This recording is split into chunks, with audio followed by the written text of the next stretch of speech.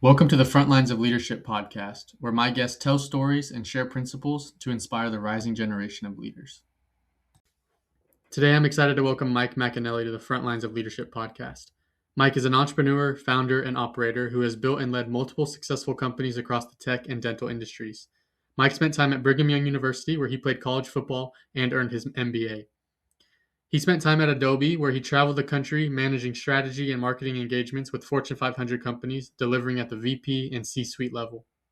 Today, Mike is the founder and CEO of Lumio Dental, the second fastest growing dental platform in the country, where he brings a builder's mindset and an operator's discipline to scaling the organization while staying focused on the people and culture that drive long-term growth.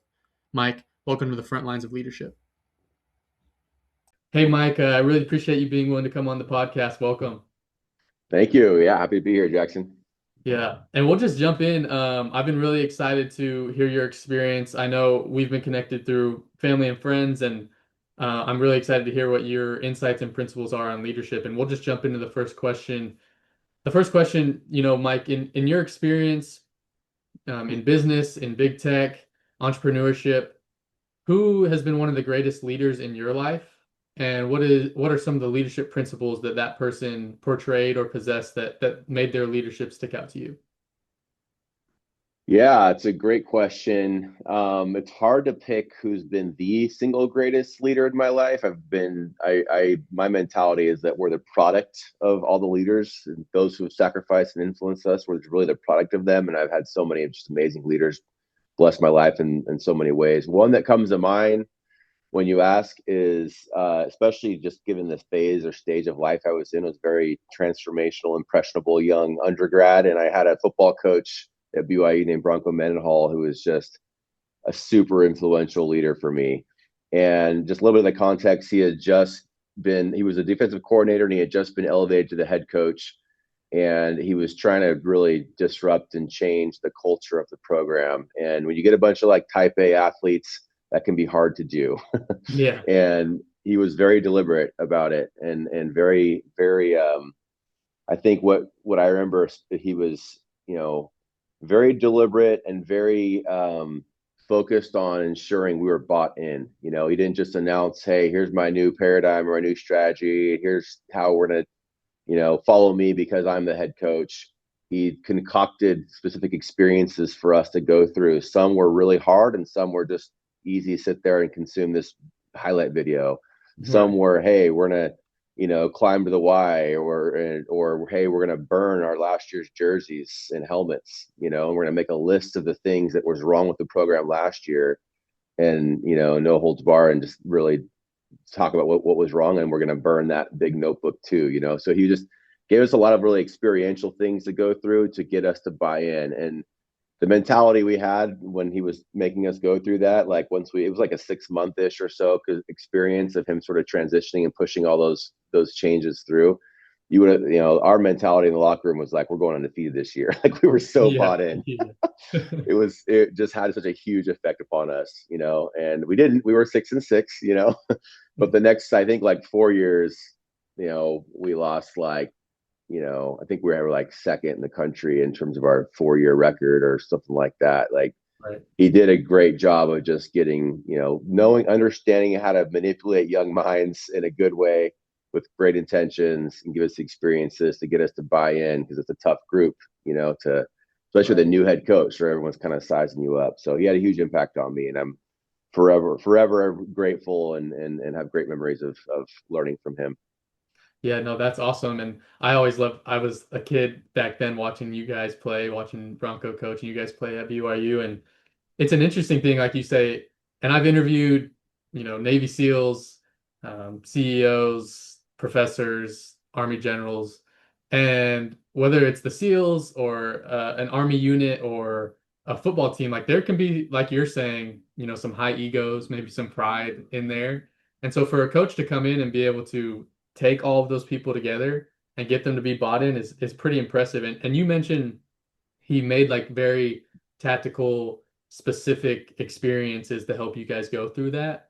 As a young person in college, what was it like for you to like get owner when I think of the story you said, it's ownership. Like the players felt like they had ownership in the program. It wasn't like if we fail, it's the coach's fault, or if we do good, it's on us, that kind of thing. But what was it like for you to be on the team and feel that ownership and that what you did had an impact on the overall mission of the team? Yeah, it was awesome. It was very empowering. It drove the accountability up in the program too, where you felt the burden of this is my team and I have a role here, and I'm accountable to my contributions and I'm accountable to my results.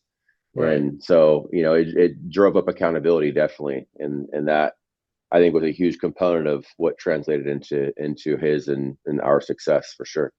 Yeah. Yeah, I love the idea of accountability, people being both held accountable and then giving opportunities to give their accounting of what they've done and buy into that program. So that's awesome. And kind of off of that, I kind of want to jump into your, next steps in your career, I guess, after BYU and playing. You eventually worked and then did your MBA back at BYU, Yep. and then made your way to Adobe, correct? Yep. Was at Adobe for a year after grad school. Yeah. Not So very long. yeah, yeah, yeah. And then now obviously moving into entrepreneurship, ownership in the dental business that you own, Lumio. There's something that this idea of accountability, you see it on a football team, and then you've had experience in big tech, and then now entrepreneurship. Do you see that idea and of accountability and ownership and being bought in? Like, yeah, on a football team, I can see how important that is, and the wins and losses are very clear to see. Maybe your experience on how that translates into the business world, whether that's big tech at Adobe or in entrepreneurship, how does do you see those same principles being effective in business, or is it really, I mean, is it really different from a football team, you might say? No, it's definitely permeates everything, personally, professionally. The saying that I reinforce a ton with my company is that accountability, when done correctly, is an act of love. Mm, And it kind of sounds funny to frame it that way, but the example or the analogy, the picture I paint for my team is, at least for those that have kids, it's like, think about your kids. Like, why do you hold them accountable? You hold them accountable probably better than anybody in your life. And the reason you do that is because of how much you love them. mm, Even when it's hard to hold them accountable, you don't want to, because it's right, you're tired or they're making the same mistake again, or it's just easier to not have the conversation. And I'm not saying you have to hold everyone accountable in every single moment that they need it, like you might think with a little toddler, but you hold your kids accountable easier than anyone else because you love them so deeply. And so that's sort of the framework I give when I train on this topic of, it's awkward. People don't like holding people accountable in professional settings because they have to have hard conversations, and those yeah, are hard. Even me, who's had a million of them, they're still hard. They can still be awkward. I mm, still have to kind of get my mind wrapped around it, and I still can get nervous to have them. But you have to sort of equip people and leaders with the ability to have hard conversations, and their personality disposition may or may, that may be a harder task than anything, just to give them sort of the tools and train to know how to have hard conversations. But if you can continue, you train them and retrain them around that, then help them see that it's really truly an act of love, then you can facilitate those accountability conversations and dynamic happening more often. And when the culture is such, or the mentality is that it is an act of love, when you're the recipient of that accountability conversation, it also can land a little better, because hmm, you don't feel like this person's out to get you, that they hate you and are trying to torpedo you and your career or your brand or your personality or your emotions. They understand, like, hey, I'm having this conversation with you. It's not easy for me either, but it's because I think you can, get even do even better, and get even, have it even progress yourself even further. And right. so I think when you can frame it that way, and it's less about I'm trying to belittle you and trying to be condescending, then it's a lot more inspiring. And so I think it permeates everything we do. Obviously, you're not going to necessarily hold your friends accountable as much as you would, someone who works for you. Right. But it's definitely versions of accountability do happen in friendship, and obviously kind and loving ways. But my mentality is such that it permeates every aspect of my life. Accountability Mhm. does. Yeah, and I think the greatest leaders see that maybe they compartmentalize parts of their life, for scheduling and things like that, but they show up as their best self, like in every aspect of life. And being a great leader in your business and then being a terrible leader at home as a husband or father, like I don't think that equals success in my opinion. And so seeing that it permeates through everything is important. And there's two things you just talked about. I mean, there's a bunch we could break down from what you just said that I love, but the two I want to mention, the first one is just a comment. I had a leader in my life um, when I was 19. He talked about holding people accountable, and he kind of talked about it like a bank account. You have to build and build and build your bank account. And then when you go to the ATM and withdraw money, it's not so bad when you have a higher bank account. And it's the same thing with your relationships with people. You talked about when you have to hold someone accountable, it kind of lands easier if they know you love them and care for them. If you can build your kind of bank account of caring and compassion for that person, then sometimes like if something bad happens or they mess up or make mistakes and you have to kind of to have that hard conversation and maybe withdraw a little bit from that bank account in your relationship, it's not taking such a hit as if there was nothing, you're going to get overdrawn by withdrawing too much. So I learned Yeah, that principle as well, for and I love sure. that idea. Yeah, I Um, love that. and then the second one, in leadership development, leaders, we can talk about principles all day. You've probably had people you've heard sit down and they just talk about the basic principles of leadership and how you can, hold people accountable and every other leadership principle there is. But there's a word you shared, the word equip. And you talked about how you try to equip your leaders, maybe your dentists, with the abilities to hold someone accountable or whatever leadership principle it is. I think it's very important. And in leadership development, we talk about really equipping people with those abilities. And you mentioned one that you do is helping your dentist, I'm assuming, or other leaders in the business be equipped with the skills to have those hard conversations. What does it look like from your perspective? Like, what does that actually look like equipping somebody with an ability to do something? Maybe like for the example of holding someone accountable. Is that doing leadership trainings? Is that constant reiterations? Or kind of what does that look like for someone to become actually better and have those skills and be equipped with that?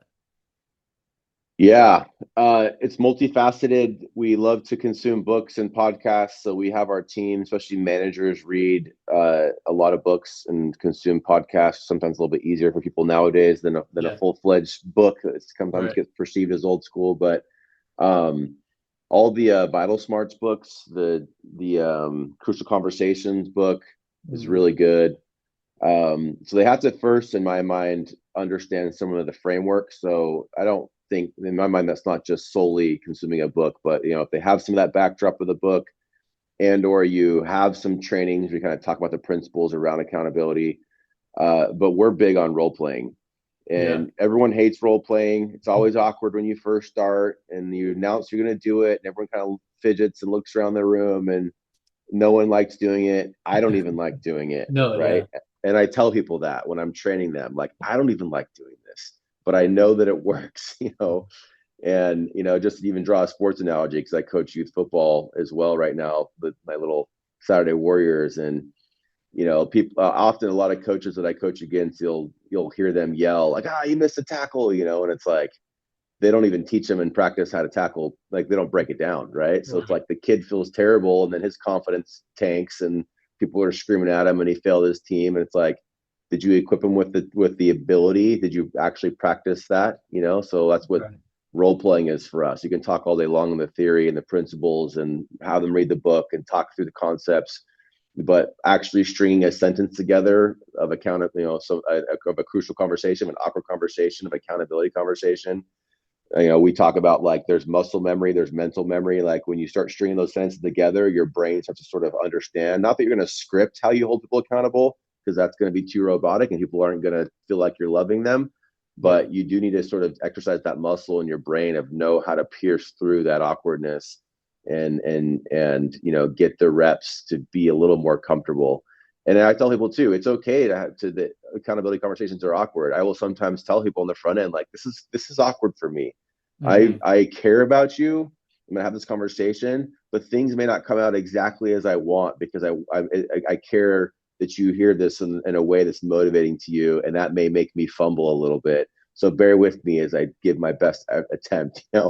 And Right. when you do stuff like that, people are way more like empathetic to you because you might Mhm. say it might come out incorrectly, especially earlier on in your career in life. You're going to fumble those conversations like crazy. I still Right. remember the first person I had to fire. Not that that's accountability, but I had to fire someone, and I was like nervous sweats. Just like, oh my gosh, I've never done this before. Yeah. What the heck, But not that I enjoy firing anyone. I still hate it, but like you just get the reps and then how to have those conversations. But there's nothing other than experience. And so for us, we're big on role playing. Gives you those reps in a safe setting. It gives you the confidence to go have those conversations when the stakes are real. Yeah. No, thank you for sharing that. I love that you brought out like very specific, tangible, concrete things that people can do. Like if someone was listening to this and they wanted to improve on accountability, or if they wanted to improve on their ability to ask better questions or whatever, or listen better, like maybe listen to a podcast on it, read a book about it, but then actually go practice it, do a role play. It might be awkward, but I really like those tangible, actual processes you can do. I'm in the process of writing, I don't know if it's a book per se, but it's like the model that Front Lines of Leadership is built on. And that framework and the model is leadership equals people plus process. And I just finished writing a section where why I believe in that framework, people plus process. So you can build up, people are so important. Those relationships are the key to leadership and having those relationships with people. But once you have the relationship and once you've taught all the leadership principles, what are you going to do? Stand around and high five in the office all day and shout affirmations in the mirror? Or are you going to go work on a process to actually improve your business? So I think what you're saying is like that there are processes you can go through to actually improve. And so I really like those ideas. Um, yeah, that's awesome. Great. The next question I want to ask you, Mike, is kind of how this podcast started was to inspire the rising generation, my generation, younger, but maybe people that aren't necessarily in leadership positions yet and they're learning how to do that. What would your what would you say to the question about where you realized leadership maybe isn't about title and it's more about influence? People may not be a manager per se or have that official title in any role, but how can you be a leader outside of that, not just having a leadership title? Yeah. I mean, for me, one of the key ingredients for leaders, whether they're formal or informal, is their EQ, their emotional quotient, if you're familiar. Yep. And so just developing your ability to recognize your own emotions, be self-aware of yourself, your impact on others, and regulating your emotions and just being perceptive of what's happening around you. And all of us come out with different personality or dispositions on how well we are or aren't out of the womb on that spectrum.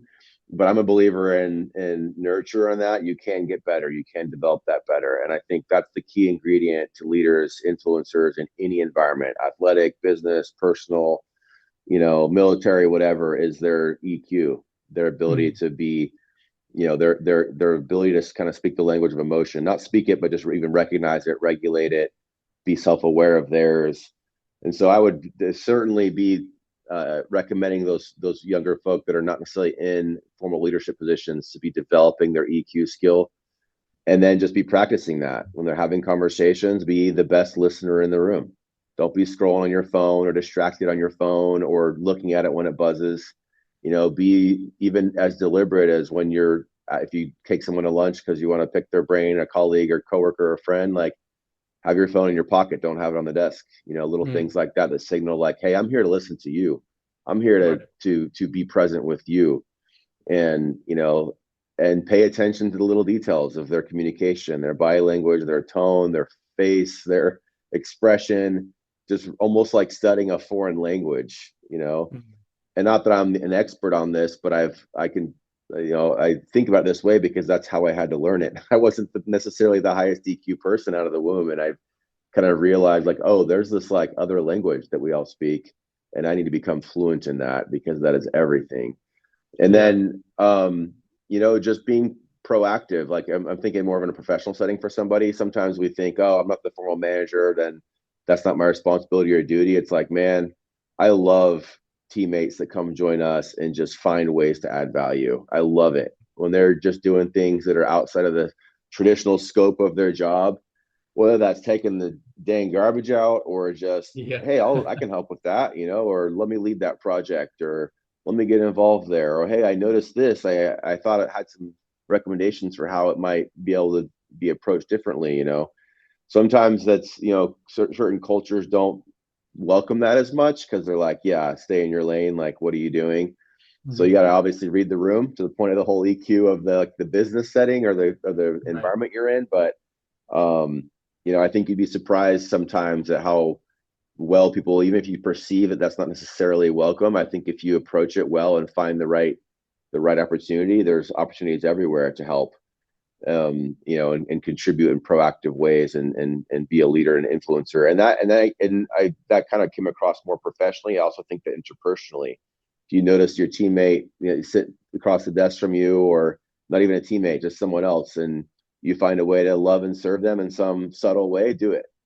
Yeah. I'm a big believer too. And like, if you think something positive about somebody, share it, you know. Mm. And as you mentioned, like leadership is influence. So it's not a formal role. Like if I share a positive sentiment with somebody, that's influence.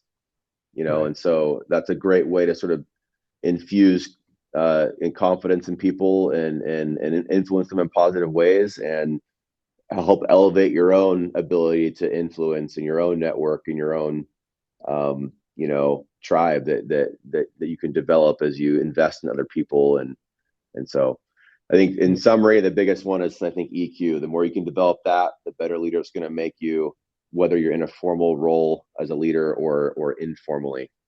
Yeah. And I imagine like you've done in your role building this business and you've had to do probably a lot of hiring and firing.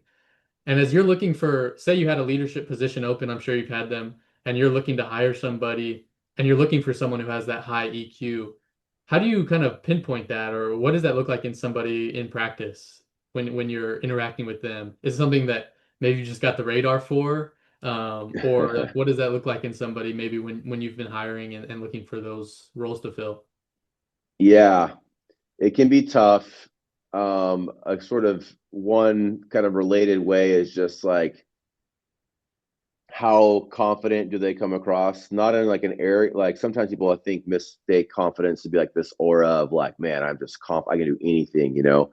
But that can maybe be part of it. You never want to slip into arrogance, but I like people who seem very like self-confident and self-assured. Hmm. If you're picking up that they're sort of projecting, like they don't want to mess up. They're really trying to get every question right. They really don't want you to double click on this interview question because there's not as much depth there. You know, I mean, I'm getting into the weeds. You have to also understand some people are just generally nervous in any interview. So you can't Yeah. just judge their nervousness for like, no EQ, no confidence. But so if you pull that out, I like interviewers who, are just very self assured and can just speak very comfortably and calmly about their experiences. And you can double click on any experiences, and there's plenty of depth there. You Yeah. know, you can ask them about. Sometimes I like to ask. It's like the question we all hate getting in interviews, but like, I don't frame it as a "what's your greatest weakness," but I frame it in Yeah, different yeah, yeah. ways than that. Of like, tell me about a time you got some feedback from a leader that you didn't like or you disagreed Hmm. with. I just want to see, like, are they okay like being vulnerable with me? Are they going to give me some fake answer like, oh, they said I was working too hard? And it's like, okay, I bet they did. You know, and that can help me because but a lot of it's just the intangibles. How do they represent themselves? How do they communicate? If it's a really big role, we'll like take them to lunch or dinner or something like that, and that can help. You can get a Yeah. much better sense for their EQ, you know, based on, they're not in a formal interview. Yeah. Are they good with their eyes? As dumb as that might sound, like, are they good on eye contact, or are they like Hmm. diverting their eyes like crazy? Again, there's some personality nuances of that, but controlling for that, like, are they good with their eyes? Are they good with their body language? Are they good at articulating themselves? Do they, those little details are, interviews at the end of the day though are crapshoots. So I've gotten Yeah. I've hired people that I've been like, oh man, this person's a complete rock star, will be here forever, and they've crashed and burned like 3 months in. And then I've Right. hired people that I was like, okay, I think they'll be all right, and they've turned into complete rock stars. That's awesome. Um, but yeah, it's tough. But those are a couple tips just for how to gauge EQ in interviews. I like those. You talked about something like the confidence, and is someone portraying real confidence, or can you dig in and do they still have that confidence even when you dig in and double click into those? I'm reading a book right now called Trust and Inspire by Stephen Covey's son, Stephen Covey. Nice. And in this book, he talks about how do you have credibility? And credibility is the combination of confidence and competence. Like Yeah, you can have all the confidence in the world, but if you dig in deeper, are they competent as well? And what if someone, is confident and they don't have character and they don't have the ability to actually follow through on the mission and one without the other doesn't work and your credibility is combined with both of those. So I think just this is just piggybacking off what you're saying. It's not a question, but I just like that idea yeah, that if you can look at those two things on somebody and dig in deeper if they have both then they really do have credibility and I think that's important to see as a leader but also to have as a leader as well so yeah thanks for absolutely. sharing Love that. it. Yeah, Well, I've loved what you've shared so far. It's been very practical. I love that. I love like sometimes I listen to podcasts and it's all wishy-washy. You don't really know even what you're listening to or what did I even take from this. So I really love the practical advice that you've been yeah, giving so far and I just have a couple more questions for you if that's all right. yeah. So we've talked about some of the questions you've talked about. You've said like reflecting back on your past and what you've learned. As you do look back on your younger self, this is a question about like what advice would you give your younger self as you look back, whether that's as a football player in college, going back to get your MBA, being at Adobe, starting a business. What advice would you look back and give to your younger self that might help encourage a younger listener today?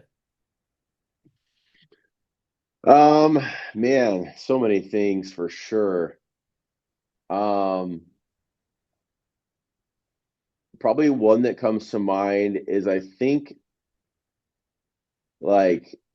I think I was a lot more. I think I thought I knew a lot more than I did when I was younger. And that's you hear that often, but like how I'll kind of frame that is like the world and people and situations are complex. Mhm. I kind of started to see. I thought I saw things like very black and white. Like, okay, I got things figured out. I got these goals, and I had like very specific goals for my career and my life, and all these things, and I just was like charged into the world with just a ton of confidence and ambition, which were the ambition was especially good. Confidence was good to a degree. It helped me, strive for things and push myself, and I was very motivated and very ambitious. But I think what I could have used is like carry that motivation, that ambition, and even that confidence, but with much more awareness of like there's a lot of depth to everything around you. The people, the companies, the issues. I sometimes see young people get like super passionate about a certain issue, whether it's political or whatever, and you're just like, man, I hear your position, but like there's so much more to that issue than you realize. Mhm. And I don't know, it's a hard one to even recommend because like I don't think you quite start to understand that until you get more experience. A random little mini story for me where that especially became like a huge part of how I think about my world was during COVID. During COVID, this is like a very specific example, story, but like for me, it was interesting to see how COVID went. You had people all over the spectrum in terms of how they perceived that or experienced that. You had people who could work from home and were pumped because they still were employed. They had tons of free time. They just it was like game on, like parties on. Yeah, we're all remote, but like, Right. we're still having a good time. Like life is great. And then on the other end of the spectrum, of people who got laid off. And so Hmm. COVID was like a terrible thing because now they're like, how am I going to go get a job because no one's hiring? And Right. then on a different end of the spectrum, you had people who passed away or had family members who passed away who were like, why do you think this is awesome that you're at home right now? Like Hmm. my grandpa or whoever, my loved one just passed away. And then I'd have people who around me who were very passionate about how the problem should be solved. And they were very critical of anyone else who didn't think like they thought. And Hmm. here I was, running an organization, about 1,000 or so employees, teammates, and it was so complex to figure out how to run it just my little tiny, tiny, tiny corner of the world. How to Right. navigate COVID protocols, how to, because if I just shut down completely, everyone would be out of a job. And I love all these people and they'd have no way of feeding their family. Right. And Right. so trying to navigate all that gray and that complexity in a way that was well reasoned, well informed, and accurate was impossible. And so I'd see people sit there and criticize, and I'm not saying the government didn't merit the criticism, but they would criticize the government or the local governor or the mayor or their employer or their boss or their neighbor. They would Right. shame their neighbor for things they were doing, and it was just like crazy to me. It was very overwhelmingly clear to me, like, wow, this is an incredibly complex situation. Everyone seems so convinced they have the right answer, and most of those people have no context on what's actually going on. Nor do I have my little world that I'm trying to like keep afloat, and it is incredibly difficult to do it every day. Man, everyone else's situation must be equally complex, if not 100 times more. I need to Right. chill out, and my level of like confidence of knowing other situations and being like, oh yeah, I know what that person should do in the situation, or Right. trying to quickly make judgment of like who someone is or isn't. Like it really just opened this part of my brain. I'm giving you a long-winded answer, but it opened this part of my brain of like, man, people are complex, organizations are complex, political and government issues are complex, wars are complex. Like most of the time, I have little to zero context on that complexity, and so Hmm. I can't ever be strongly opinionated around that issue. I need to be thinking about what questions or information I would need to even start to generate an opinion. And it's just made me a Right. much better leader, in my opinion, because I feel like I'm more warm and understanding and empathetic of people, and quicker to judge or think that I know the understand the issue. I'm probably a better listener of people bringing me problems, not like personal problems, although that too, but like business problems, not just like quickly be like, oh, here's a solution. It's like, hey, let me understand this and X, Y, and Z into the trenches of that issue, so I understand the nuance, the complexity of the context of it, and then we can actually solve the problem effectively. Versus being quicker. Earlier in my career, I was probably quicker to jump to the solution, thinking I had a great handle on that complexity or that nuance. But the reality was I wasn't even aware of the complexity of the nuance. I just thought I Yeah. was competent enough to solve the problem already. Hmm. So long answer, but interesting principle. No, thanks for being willing to share that story. I think we all learned a lot from COVID, especially. But if I was to sum up, this isn't a perfect summation of what you just said, but the word curiosity comes to mind. Be very curious. Yeah. Like as a leader, Yes. there's going to be so much nuance and complexity to every situation that comes to you. I mean, as a leader, you got to be able to like make, fast, quick, right decisions sometimes. Like Yep. that, there Absolutely. is time for that. But also, there's going to be so much complexity and nuance, and having the ability to be curious. And like you said, that helped you be a better listener. It helped you be more warm to people, understanding situations from both sides. And I think that's important in leadership is being curious. Um, Understanding, okay, what's really going on, being able to ask the right questions, understanding the whole scenario. If it's a conflict between two people, what are both sides, and getting all that. And I think curiosity can play a really critical part in someone's ability to lead and understand the situation to then be able to make the right decision. So, Yeah. yeah, and I think that story sums it up great. Well, I've got one more question for you. Yeah. Um, and this, I think, I mean, I've been able to hear from you some of the things you stand for as a leader, accountability, being bought in, having ownership from your teammates. I mean, every time you've referred to your company, it hasn't been employee or resources or assets. You've always referred to them as teammates, which is awesome. Yeah. I think that's important. It shows kind of how you lead and the environment you're building as a leader. So kudos to you. I think that's amazing. Um, Thanks. and there's those are some of the things you stand for, but if you were on a stage right now, standing in front of, I don't know if you still have 1,000 employees, probably more now, growing and growing. If you were standing in front of your 1,000 employees or more, dentists, managers, whoever it is, the way your company's set up, if you had an opportunity to speak to them right now, what would be from you, their leader, like what would be the most important thing that you think you could share with them to help them be successful? And I know that's a big question, but I would love to hear your thoughts on it. Yeah.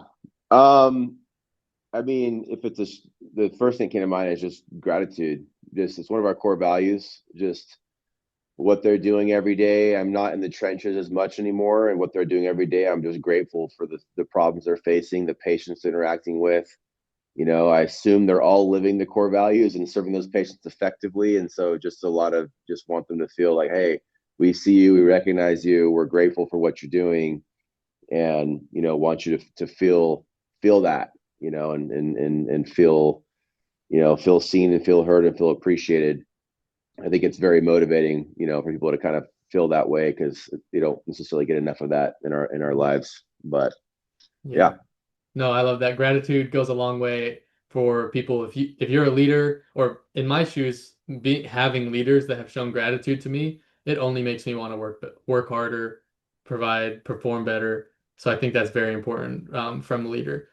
But Mike, I just want to say thank you so much for being willing to come on the podcast. Like I said, I really enjoyed the principles you shared and the very practical ideas you gave to become a better leader, to practice being a better leader. So I really appreciate you being willing to come on. yeah, absolutely. Thanks, Jackson. Appreciate Yeah. it.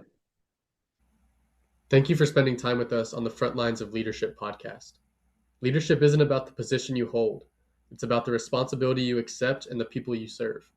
Take a moment to reflect on one principle from today's conversation that you can apply immediately, at work, at home, or in your community. Small, intentional actions compound into real leadership. Subscribe, share, and join us again as we continue to learn from leaders who show us what it means to lead from the front lines.